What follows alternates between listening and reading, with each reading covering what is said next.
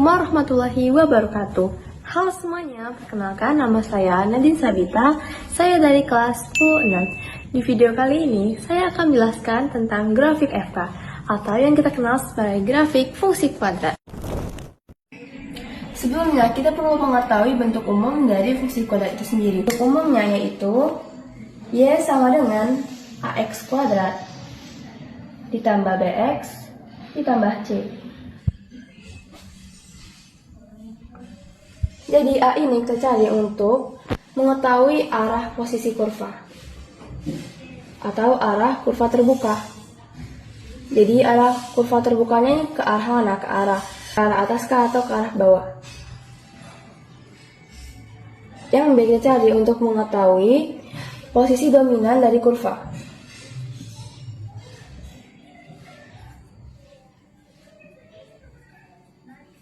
Yang C kita cari untuk mengetahui titik potong di sumbu Y.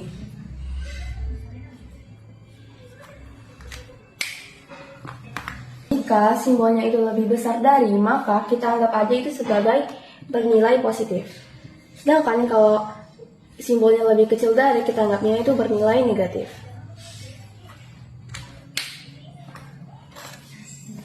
Nah, misalnya jika A lebih besar dari 0, maka kurvanya itu terbuka ke atas dan akan berbentuk seperti huruf U.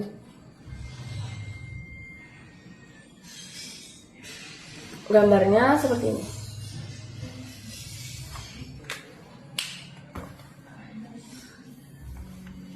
Kemudian jika A-nya itu lebih kecil dari 0, maka kurvanya itu terbuka ke bawah, akan membentuk seperti huruf N.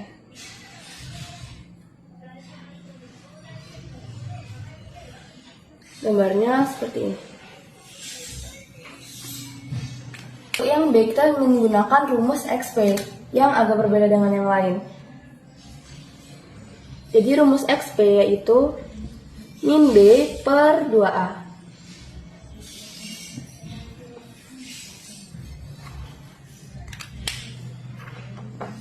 Kemudian jika C lebih besar dari 0, maka titik potongnya itu di sumbu Y positif.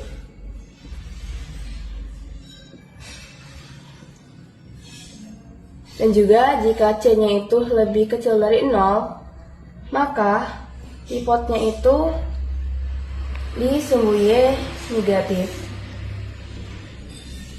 Nah, kan sumbu Y itu yang tegak lurus nih, ini sumbu Y. Nah, jika sumbu Y positif, maka dia akan di daerah sini. Sedangkan jika Y titik potong di sumbu Y negatif, maka di daerah sini. Yang terakhir yaitu jika C sama dengan 0, maka dia berada di titik potong di koordinat 0,0. Gambarnya seperti ini.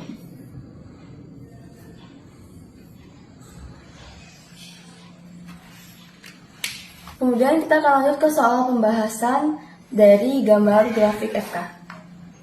Baiklah, selanjutnya kita akan membahas contoh soal, yaitu gambarlah grafik dengan persamaan Y sama dengan min AX kuadrat dikurang BX ditambah C dengan ketentuan A itu lebih kecil dari 0, B lebih besar dari 0, dan jika C lebih kecil dari 0. Mari kita bahas satu persatu.